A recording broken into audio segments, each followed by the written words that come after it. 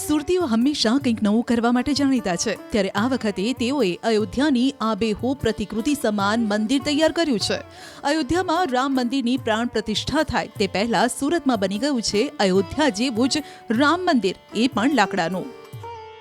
મર્યાદા પુરુષોત્તમ રામ અને રામ ભગવાનનું મંદિર અયોધ્યામાં આકાર પામી રહ્યું છે। જો કે દેશના લોકોમાં આ મંદિર આકર્ષણનું કેન્દ્ર બન્યું છે, ત્યારે સુરતના એક આર્ટિસ્ટ દ્વારા 500 જેટલા અલગ અલગ પીસોને એસેમ્બલ કરીને મંદિર તૈયાર કરવામાં આવે છે।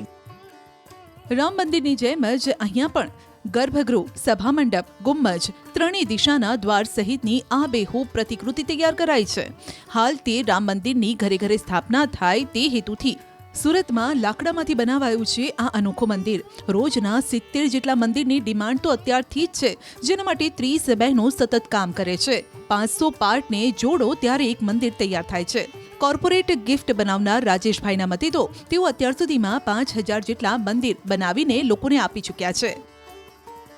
રામ મંદિરને લઈને ઉત્સાહ તો અઢળક, અમારી એક્સપેક્ટેશન કરતાં વધારે ઉત્સાહ છે અને અમે આ વર્ષે એવું ટાર્ગેટ કર્યો છે કે 1 લાખ ઘર સુધી આ રામ મંદિર પહોંચે।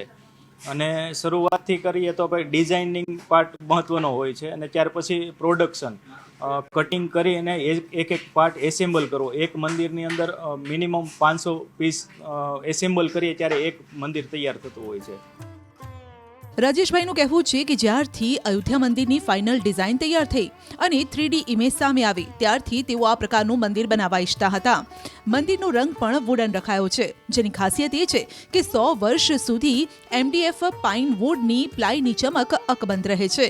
તેનું વજન 500 ગ્રામથી લઈ 30 કિલો સુધીનું હોય છે। આ મંદિર બનાવવા માટે કારીગરોને ટ્રેનિંગ પણ અહીં જ અપાય છે। નાના મંદિર તૈયાર થતા 3 કલાક અને મોટી સાઇઝના મંદિર બનાવવા માટે 4 દિવસનો સમય લાગે છે। હાલ તો લોકો ગિફ્ટ આપવા માટે પણ આ મંદિર લઈ જાય છે। ડિઝાઇનિંગ પાર્ટ મહત્ત્વનો હોય છે અને ત્યાર પછી પ્રોડક્શન, કટિંગ કરી અને એક પાર્ટ એસેમ્બલ કરવો। એક મંદિરની અંદર મિનિમમ 500 પીસ એસેમ્બલ કરીએ ત્યારે એક મંદિર તૈયાર થતું હોય છે। અત્યાર સુધી સમજો ને ઓલ ઓવર ઇન્ડિયામાંથી ઓર્ડર આવે છે અને યુપી સાઇડથી થોડા વધારે ઓર્ડર આવે છે, ઓલ ઓવર ઇન્ડિયામાંથી આવે છે અને આઉટ ઓફ કન્ટ્રીમાં પણ અત્યારે અમે પ્રોડક્ટ ચાલુ કરી દીધી છે। આજે મંદિર જવાનું ચાલુ થઈ ગયું છે। ઉત્તર પ્રદેશ સહિતના બહારના રાજ્યોમાંથી પણ ઓનલાઈન ઓર્ડર તેઓને મળી રહ્યા છે। રાજેશભાઈનો હેતુ 1 લાખ જેટલા મંદિર બનાવવાનો છે અને આ મંદિરના વેચાણમાંથી થનારી આવકને તેઓ સેવા કાર્ય માટે ઉપયોગમાં લેશે। પ્લાયવુડમાંથી બનેલું મંદિર હાલ આકર્ષણનું કેન્દ્ર છે અને અસંખ્ય ઓર્ડરો ઓનલાઈન આવી રહ્યા છે, જેને લઈને ભગવાન રામના મંદિર સાથે સુરતના વેપારીને થઈ રહી છે કમાણી। કેમેરામેન ભરત બ્રહ્મભટ્ટ સાથે કીર્તેશ પટેલ, ન્યૂઝ 18 ગુજરાતી, સુરત।